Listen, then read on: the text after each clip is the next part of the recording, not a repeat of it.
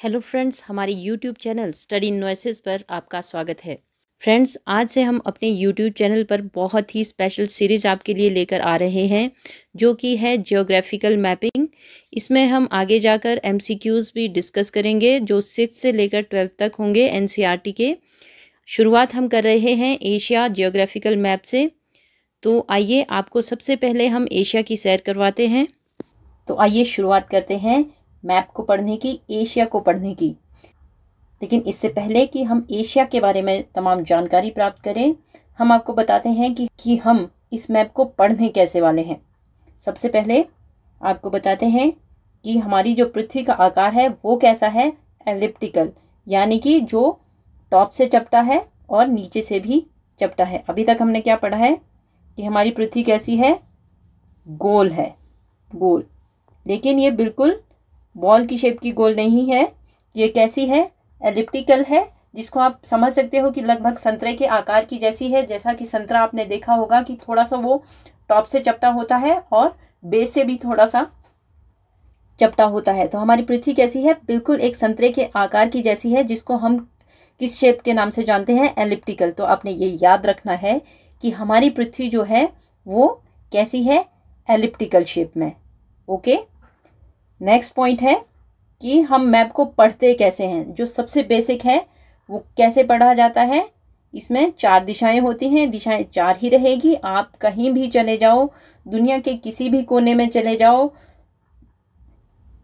किसी भी कॉन्टिनेंट पे चले जाओ, ईस्ट वेस्ट नॉर्थ साउथ, ये 4 ही दिशाएं रहती है। अब ये मैप पे कैसे तय होती है, ये देखिए। पृथ्वी को अच्छी तरह से समझने के लिए इसे क्या किया गया है, इसे 4 भागों में बांटा गया है।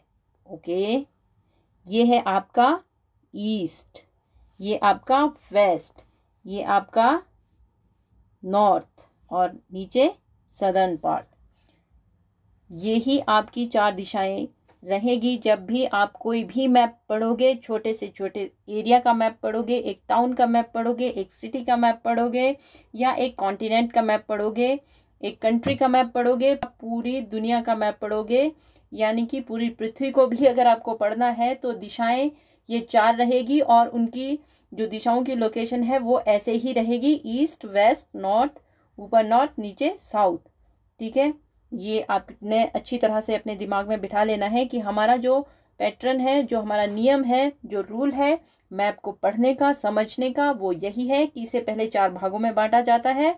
और इधर को आपका ईस्ट है, इधर को आपका नॉर्थ है, ये वेस्ट है और ये साउथ है। क्लियर है। अब आगे बढ़ते हैं। ये जो आप ब्लू कलर देख रहे हैं, ये जो आप ब्लू कलर देख रहे हैं, ये क्या है, ये दरअसल पानी है। हमारी जो पृथ्वी है वो क्या है, उसके ऊपर क्या है, बहुत ज़्यादा मात्रा में पानी भरा हुआ है। इसीलिए वो उसे क्या कहा जाता है, ब्लू प्लैनेट, यानी कि नीला प्लैनेट कहा जाता है, नीला ग्रह कहा जाता है। जैसे कि मंगल को आप जानते हैं लाल ग्रह के नाम से, वैसे हम पृथ्वी को किसके नाम से जानते हैं, ब्लू प्लैनेट के नाम से। और पृथ्वी ब्लू प्लैनेट क्यों है, क्योंकि इसमें लगभग 75% जो क्या है वो वाटर है। और जिन जगहों पर वाटर नहीं है वहाँ पर लोग रहते हैं, और उन जगहों को हम किस नाम से जानते हैं, कॉन्टिनेंट के नाम से। क्योंकि आदमी जो है वो जलीय जीव नहीं है, तो उसे रहने के लिए पृथ्वी चाहिए और धरती चाहिए। और जिन जगहों पर वो रहता है उन्हें हम किस नाम से जानते हैं, उन्हें हम जानते हैं कॉन्टिनेंट के नाम से। और आपके सामने मैप है, आप देख सकते हो कि कितने कॉन्टिनेंट है, टोटल 7 कॉन्टिनेंट है। ये आपका ऑस्ट्रेलिया, ये अपना एशिया, यानी कि हमारा होम कॉन्टिनेंट। जैसे आपका होम टाउन होता है, जहाँ पर आप जिस शहर में आप रहते हो, वैसे हम कौन से कॉन्टिनेंट में रहते हैं, एशिया में। इंडिया कहाँ पर अवस्थित है, एशिया में। ठीक है, तो एशिया कॉन्टिनेंट है और इंडिया क्या है, एक सब कॉन्टिनेंट इंडिया को जो है बोला जाता है। ये आपका यूरोप है, ये नॉर्थ अमेरिका, साउथ अमेरिका। ठीक है, और ये आपका एंटार्क्टिका है। यहाँ पर लोग रहते नहीं हैं, क्योंकि ये आप देख सकते हो, ये जो वाइट सा एरिया आपको दिख रहा है, ये क्या है, ये यहाँ पर बर्फ जमी हुई है। तो ये जो आपको वाइट एरिया दिख रहा है, ये क्या है, ये आपका एंटार्क्टिका है। यहाँ पर बर्फ होती है। यहाँ पर अभी संभावनाएं तलाशी जा रही है मानव जीवन की। ओके, बाकी के जो 6 कॉन्टिनेंट है वहाँ पर अलग अलग तरह के लोग जो है वो रहते हैं। एशिया हो गया, यूरोप हो गया, अफ्रीका हो गया, ऑस्ट्रेलिया हो गया, south America and north America. अगर आप कहो पूछो कि क्या जो अपर जो नॉर्थ में जो है कंट्रीज है वो नॉर्दर्न कंट्रीज है, तो यस ये नॉर्थ कंट्रीज है, ये सदर्न कंट्रीज है। इधर वाली कंट्रीज को हम वेस्टर्न कंट्री बोलते हैं। जैसे आपने बहुत बार ये टर्म सुनी होगी, पश्चिमी देश, खबरों में भी रहता है, न्यूज़ में भी रहता है, और भी आपने सुना होगा कि पश्चिमी देश या पश्चिमी संस्कृति का प्रभाव पड़ रहा है, इस तरह की बातें आपने सुनी होगी। तो वो जो कंट्री जिनके बारे में आप सुनते हैं वो कहाँ पर अवस्थित है, वो वेस्ट में है। ओके, तो हमारा जो एशिया है वो क्या है, वो ईस्ट में है। और अगर इसकी सही से लोकेशन मिलाई जाए तो ये हो गया इसका नॉर्दर्न पार्ट, ये ईस्टर्न पार्ट। तो कहाँ पर अवस्थित है, नॉर्थ ईस्ट में। एशिया कहाँ पर है, नॉर्थ ईस्ट में। क्लियर है, आगे बढ़े। अब देखिए ये जो पृथ्वी है ये इसमें आप पूरी तरह से देख सकते हैं, ये इसको एक साथ समझना वैज्ञानिकों के लिए भी संभव नहीं था। लेकिन जब वैज्ञानिकों ने पृथ्वी के बारे में समझना शुरू किया तो सबसे पहले क्या किया, उन्होंने पृथ्वी को 2 भागों में बांट दिया। यानी कि ये आप जो लाइन देख रहे हैं ये पृथ्वी को बांटने के लिए खींची गई एक इमेजिनरी लाइन है, जिसको हम किस नाम से जानते हैं, इक्वेटर, यानी कि जो इक्वली डिवाइड करती है। तो इसको हम किसके नाम से जानते हैं, इक्वेटर के नाम से। ओके, इसे हिंदी में भूमध्य रेखा कहा जाता है, क्योंकि ये बीचों बीच जो है, पृथ्वी के बीचों बीच, ऐसा माना जाता है कि पृथ्वी के ये बीचों बीच जो है इमेजिनरी लाइन जो है खींची गई है। तो इसे हम किस नाम से जानते हैं, इक्वेटर के नाम से। ओके, ये हमारी कौन सी लाइन है, इक्वेटर। अब पृथ्वी को आधे भागों में तो बांट लिया, लेकिन फिर ये बात आई कि क्यों ना पृथ्वी को, अगर जब इस तरह से आधा बांटा जा सकता है, यानी कि जो एक ये आप देख सकते हो लैटिट्यूड लाइन इसको बोला जाता है। आप इसको ऐसे याद रख सकते हो कि ये लाइन कैसी है, लेटी हुई है। तो इन ऐसी लाइनें जो बाकी भी है हम उनको क्या बोलते हैं, लैटिट्यूड। ओके, फिर एक बीचों बीच लाइन खींची गई, ये। ओके, ये जब लाइन खींची गई तो पृथ्वी को 4 भाग में बांट लिया गया, 1, 2, 3। अब वैज्ञानिकों ने इसको अध्ययन के लिए जो है इसे 4 इमेजिनरी जो भागों में है बांट लिया गया। और ये जो लाइन है, ये वाली लाइन जो आप देख सकते हो, इसे क्या कहा गया, लॉन्गिट्यूड। क्योंकि ये लाइन लंबी है और खड़ी है तो इसे किस नाम से जाना जाता है, लॉन्गिट्यूड। हिंदी में अक्षांश और देशांतर के नाम से इन लाइनों को जाना जाता है। तो जो खड़ी लाइनें होती है, जो इस तरह की सारी जो लाइनें हैं ये आप देख सकते हो, इन्हें क्या कहा जाता है, लॉन्गिट्यूड। तो जो लेटी हुई लाइन होगी वो लैटिट्यूड होगी, और जो लंबी लाइन होगी, खड़ी लाइनें, उसे क्या कहा जाता है, लॉन्गिट्यूड। इसे आप ऐसे भी याद रख सकते हो कि आप अपनी लंबाई, अपनी लेंथ कैसे नापते हो, जब खड़े होते हो आप दीवार के साथ, तो ठीक है। तो ये जो लाइनें हैं ऊपर की ओर दीवार के साथ आपको खड़ी दिख रही है, इन्हें हम किस नाम से जानते हैं, ये है आपकी लॉन्गिट्यूड। और जो ये लाइनें हैं ये क्या है, लैटिट्यूड। तो लॉन्गिट्यूड लैटिट्यूड का कॉन्सेप्ट आपको क्लियर हो गया कि कौन सी रेखाएं जो है, ग्लोब पे भी आप देख सकते हो कि कौन सी रेखाएं लॉन्गिट्यूड होती है और कौन सी लैटिट्यूड होती है। क्योंकि विद्यार्थियों को अक्सर लॉन्गिट्यूड और लैटिट्यूड में ये पहचानने में प्रॉब्लम रहती है, याद करने में उनको प्रॉब्लम रहती है। तो आप इसको सिंपल सी एक ट्रिक से याद रख सकते हो कि जो लेटी हुई लाइनें हैं, सीधी लाइनें, वो क्या है, लैटिट्यूड है, और जो खड़ी लाइनें हैं वो लॉन्गिट्यूड है। क्लियर। अब आपके दिमाग में ये क्वेश्चन आ रहा होगा कि जब इक्वेटर खींच दी, एक लाइन ऐसे खींच दी, एक लाइन ऐसे खींच दी, तो ये जो बाकी की लाइनें हैं ये इन्हें खींचने की क्या जरूरत थी। ये देखो, आपने जब भी कोई आप किसी को एड्रेस बताते हो, मान लो आप कहीं धर्मशाला में हो, कांगड़ा में हो, या दुनिया के किसी भी कोने में हो, तो आप नाम तो बता दोगे कि मैं, मान लीजिए आप रहते हो अफ्रीका में। ओके, तो आप कहते हो कि आप अफ्रीका आ जाइए और मैं अफ्रीका में रहता हूँ। लेकिन अफ्रीका में आप कहाँ रहते हो, क्या सिर्फ अफ्रीका बोलने से आपको ढूंढना आसान होगा, नहीं। क्या होता है कि ये जो लाइनें होती हैं, इन्हीं के आधार पर एड्रेस आपके आते हैं। जैसे आपने देखा होगा 30 degree north and 32 degree south, इस तरह के जो आपके पास डिजिट की तरह वो आते हैं। तो वो उन्हें क्या कहते हैं, हम उन्हें कहते हैं हम कोऑर्डिनेट्स, और यही कोऑर्डिनेट्स होते हैं जो हमारा पता बताते हैं। आप गूगल पे सर्च करके या सीरी से आप पूछ सकते हो, या आप पूछ सकते हो where is my location, Alexa होगा आपके पास, एलेक्सा में भी आप पूछ सकते हो। तो जो आप एक बार पूछ के देखिएगा, प्रैक्टिकली करके देखिएगा, एलेक्सा ऑन करके पूछेगा कि वेयर आई एम, तो आपके सामने तुरंत आपकी लोकेशन आ जाएगी, और उस लोकेशन में आपके साथ 130 डिग्री नॉर्थ या 130 डिग्री साउथ कुछ इस तरह की डिजिट आएगी। तो वही क्या होते हैं, वो आपके कोऑर्डिनेट्स होते हैं। तो आपको क्लियर कॉन्सेप्ट हो गया है कि लॉन्गिट्यूड क्या है, लैटिट्यूड क्या है, और कोऑर्डिनेट क्या होते हैं, और उनकी क्या इंपॉर्टेंस होती है। क्लियर है? आगे बढ़े। एक टर्म आपने हमेशा सुनी होगी, ग्रीनविच टाइम, तो उसके बारे में आपको बता देते हैं। सबसे पहले ये देखिए, ये जहां पर एक दूसरे को काटती है, ये इक्वेटर, ये ग्रीनविच लाइन, ओके, ये ग्रीनविच है और ये इक्वेटर है। तो ये जहां पर मिलती है, ये कहां पर मिलती है, गल्फ ऑफ ग्वेना में, ठीक है। ये आपने याद रखना है कि गल्फ ऑफ ग्वेना, ठीक है, ये कहां पर मिलती है। वेरी इंपॉर्टेंट फैक्ट है ये, कि ये अक्सर पूछ भी लिया जाता है कि भूमध्य रेखा और ग्रीनविच लाइन जो है एक दूसरे को कहां पर आपस में काटती है।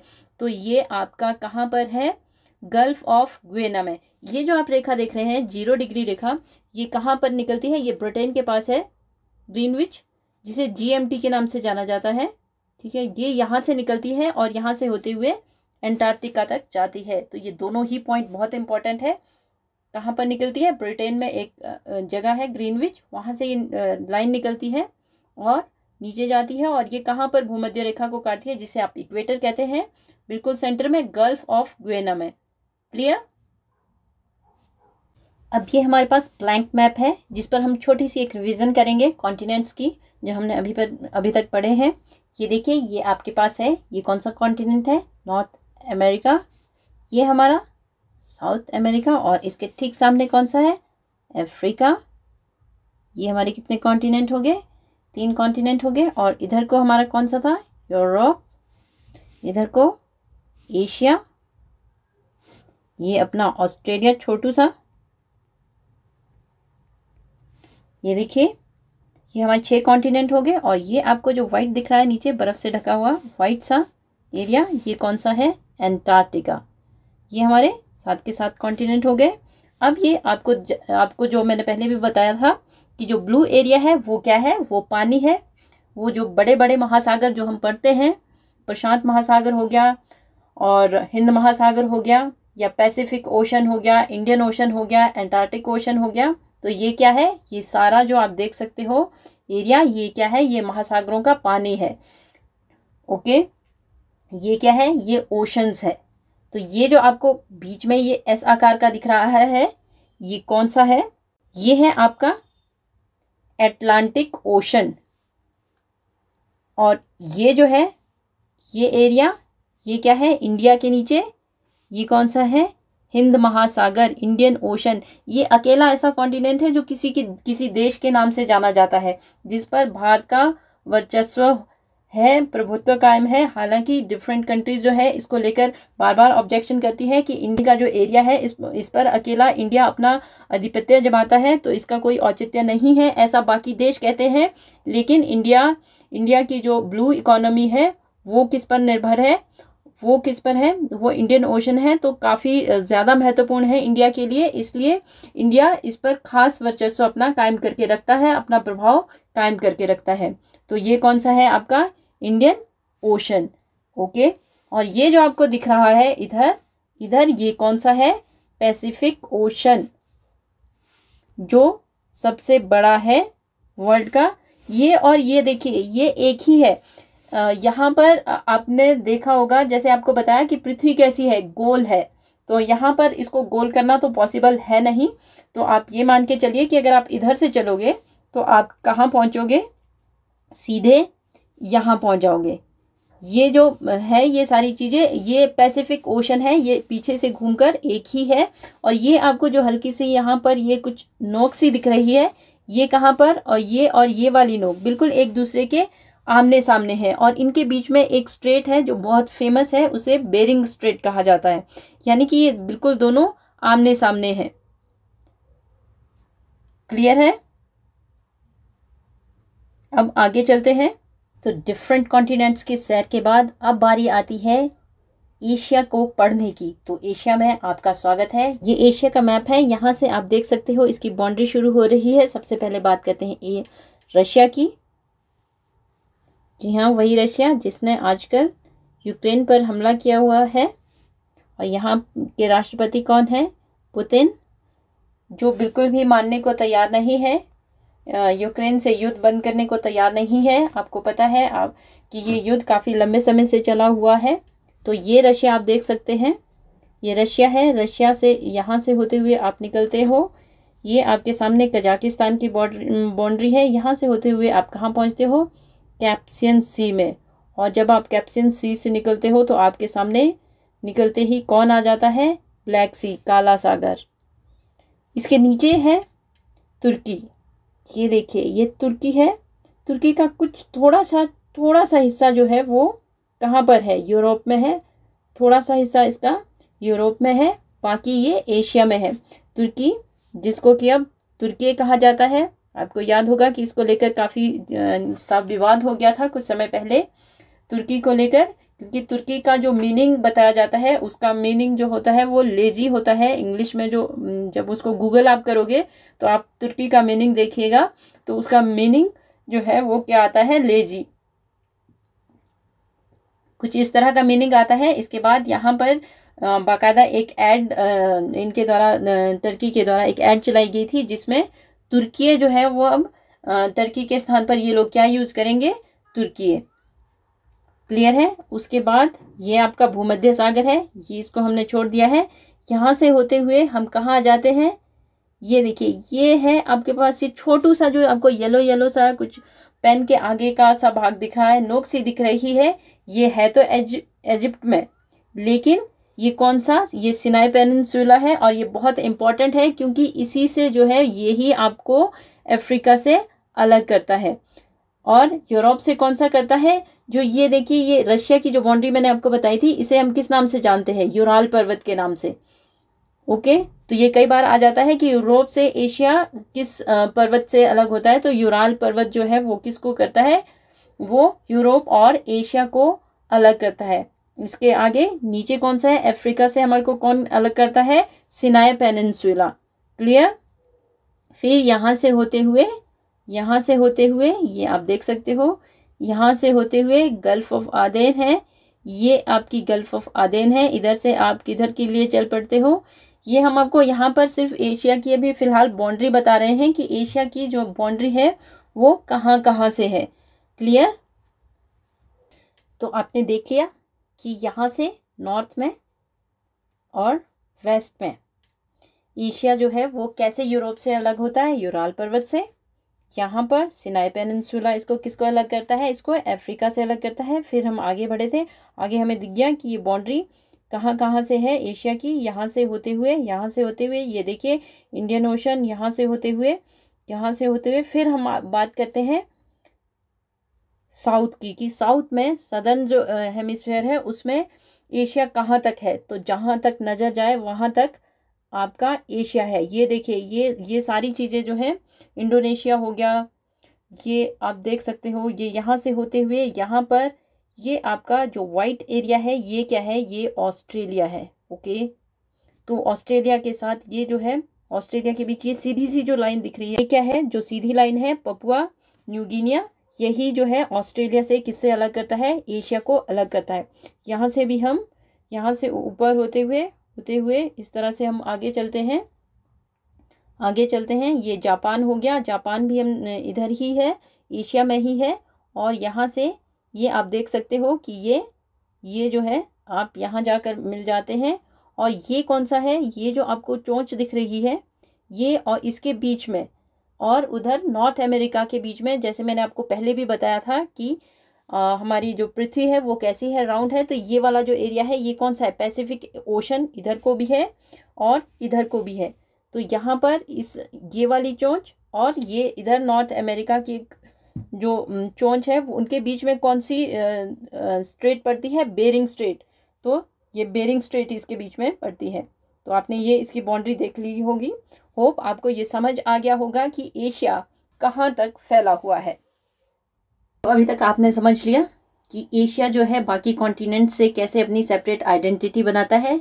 ये यूराल पर्वत इसे यूरोप से अलग करता है, सिनाई पेनिनसुला अफ्रीका से, यहाँ से होते हुए आगे बढ़ते हुए ये पपुआ न्यू गिनिया से ऑस्ट्रेलिया से अलग करता है, यहाँ से होते हुए ये इधर आपकी आ जाती है बेरिंग स्ट्रेट, और यहाँ से ये होता हुआ ये आपका एशिया हो गया। क्लियर है? अब इस मैप को हम समझने की कोशिश करते हैं।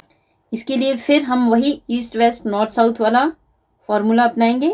ये देखिए, ये पहले इसको 4 भागों में बांटते हैं।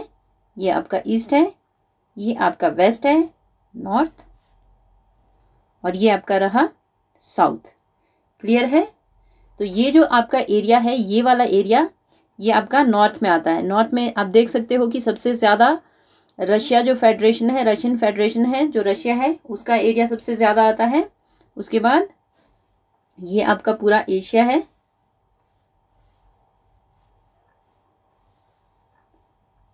ये जो वाला जो एरिया है ये आपका साउथ एशिया में काउंट होता है। आप एक टर्म पढ़ते हो, south Asian association for regional cooperation.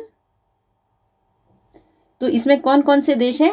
India है, आप देख सकते हो, इंडिया के साथ नेपाल है, भूटान है, मालदीव है, पाकिस्तान है, और यहाँ पर ये आपका ये रहा श्रीलंका। भारत के आसपास के जो भी छोटे छोटे से देश हैं ये सभी किसमें शामिल है? ये अपने सार्क में शामिल है, south Asian association for regional cooperation. Clear?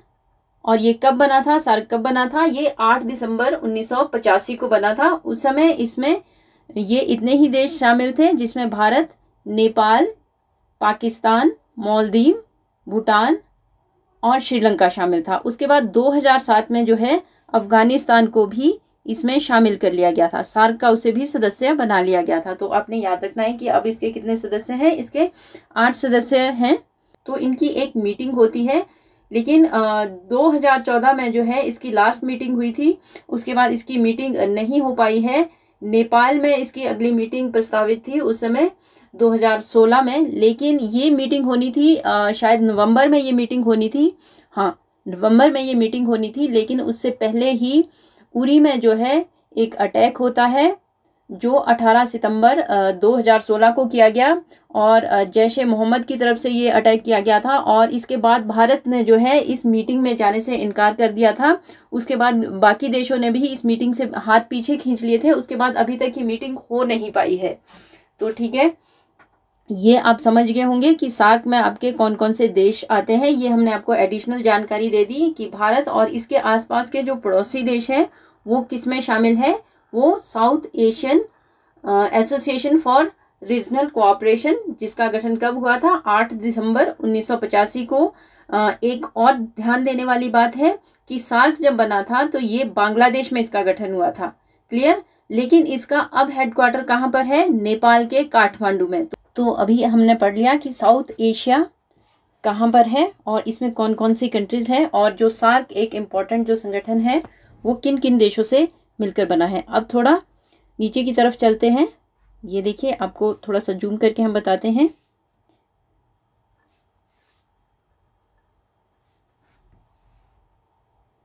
ये वाला एरिया है आपके सामने, ये देखिए, ये है, ये आपका साउथ हो गया और ये ईस्ट हो गया। तो ये आपका कौन सा एरिया हो गया? South east. तो साउथ ईस्ट, इसमें भी एक और संगठन है जिसको हम आसियान के नाम से जानते हैं, association of south east Asian Nations. Clear है?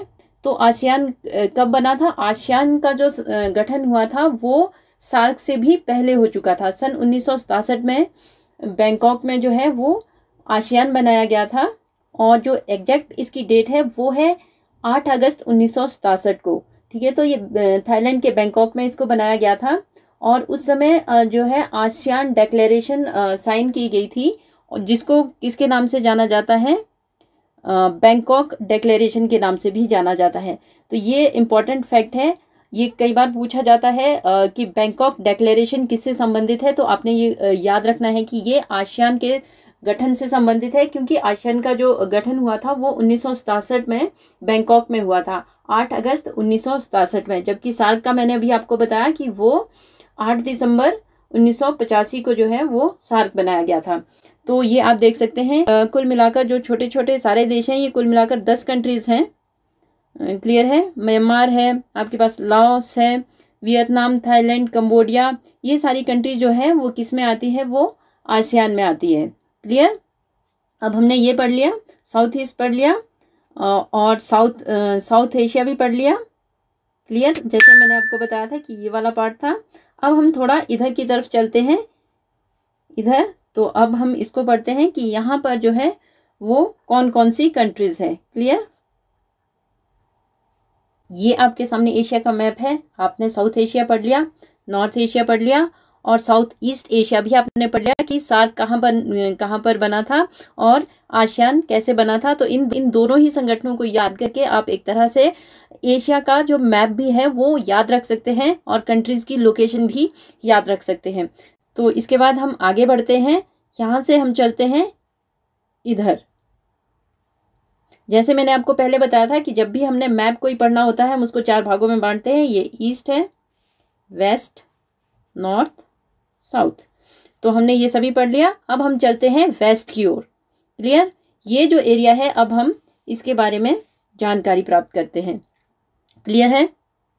ये देखिए, ये इतनी सारी कंट्रीज है। ये ईरान है, सऊदी अरेबिया है, इराक है, तुर्की है। ये सारी जो कंट्रीज है, वैसे अगर आप देखोगे तो ये वेस्ट एशिया में आता है। तो देखिए, एशिया का वेस्टर्न पार्ट समझने के लिए आपको सबसे पहले हम आपको एक ब्लैंक मैप दिखाते हैं जो आपके सामने है। ये आप देख सकते हैं, ये रही हमारी एलिप्टिकल शेप में हमारी पृथ्वी। ये हमारे कॉन्टिनेंट है। क्लियर?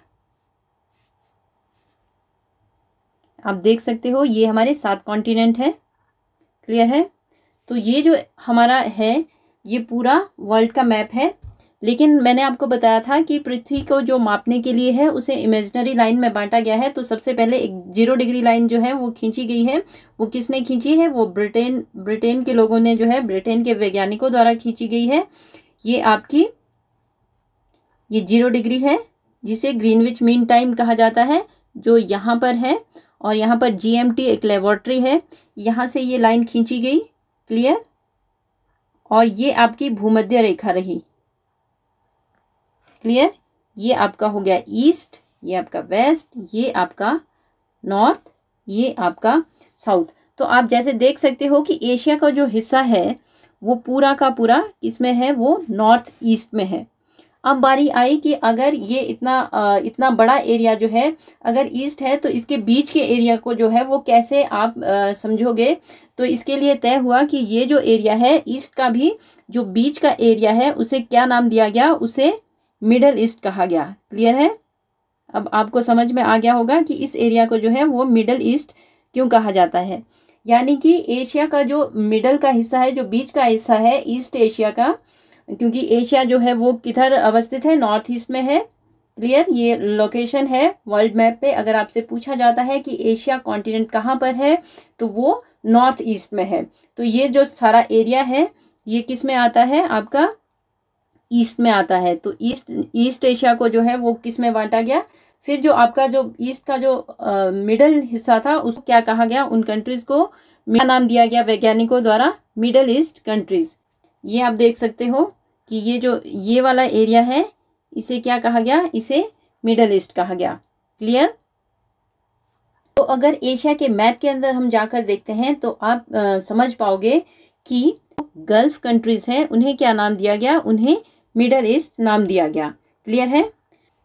तो इस तरह से आप समझ सकते हो कि जो दुनिया वालों के लिए जो मिडल ईस्ट है वो एशिया के लिए क्या है? वो एशिया के लिए वेस्ट है। क्लियर है? आपको समझ आ रहा है कि ये देखिए, ये जो हमारा जो वेस्ट है सीधे तौर पर जिसे कि दुनिया वाले जो है वो मिडल ईस्ट के नाम से जानते हैं, वो दरअसल एशिया वालों के लिए वेस्ट है। क्लियर है? ये आपने ध्यान रखना है कि जो गल्फ कंट्रीज है उन्हें किस नाम से जाना जाता है? उन्हें मिडल ईस्ट के नाम से जाना जाता है। तो आपने ये देख लिया कि जो मिडल ईस्ट है वो कहाँ पर है। क्लियर। ये आपने पढ़ लिया साउथ एशिया, यहाँ आपने पढ़ लिया ASEAN countries, south east. Clear. ये आपका नॉर्थ था, ये आपका वेस्ट था। तो आपको समझ में आ गया होगा कि एशिया का जो वेस्ट है वो दुनिया वालों के लिए क्या है, वो मिडिल ईस्ट कंट्रीज है। अब बारी आती है इस वाले हिस्से की। ये जो हिस्सा है, ये ऊपर वाला हिस्सा, इसको किस नाम से जाना जाता है, इसको सेंट्रल एशिया के नाम से जाना जाता है। आप इसको ऐसे भी याद रख सकते हो कि जो वेस्ट में जो मिडल ईस्ट है उसके ऊपर वाला हिस्से को किस नाम से जाना जाता है, सेंट्रल एशिया। और सेंट्रल एशिया में कौन कौन से जो देश हैं वो शामिल है, कजाकिस्तान, तुर्कमेनिस्तान, उज्बेकिस्तान, तजाकिस्तान और किर्गिस्तान। क्लियर। तो ये आपका सेंट्रल एशिया हो गया। ये आपने सेंट्रल एशिया पढ़ लिया। इधर हमने सार्क पढ़ लिया था, इधर हमने आसियान पढ़ लिया था, ये सार्क पढ़ लिया था, इधर हमने आसियान पढ़ लिया था। ये आपका मिडल ईस्ट हो गया, ये आपका मिडल ईस्ट हो गया, ये आपका सेंट्रल एशिया हो गया और ये वेस्टर्न हिस्सा हो गया।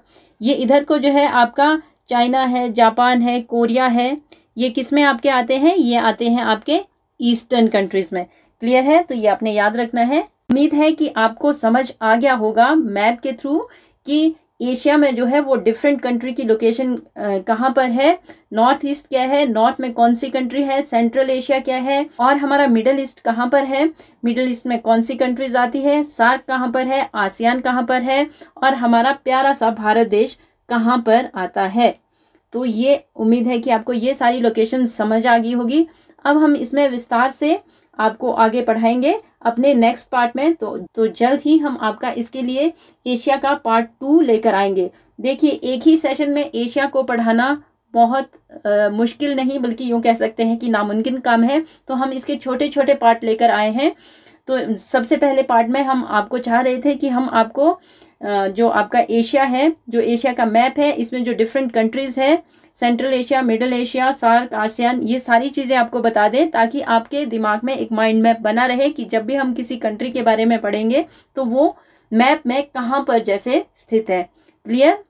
तो जल्द ही हम आपके लिए अगला सेशन इसका लेकर आएंगे। उसके देखने के लिए आप हमारे YouTube चैनल स्टडी नॉइसेस को सब्सक्राइब कीजिए, शेयर कीजिए और लाइक कीजिए।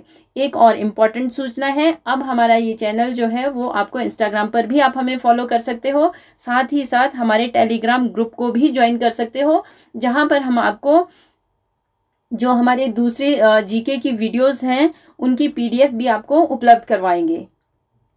तो आप हमारे साथ बने रहिए और हमारे चैनल को सब्सक्राइब कीजिए। Thank you so much.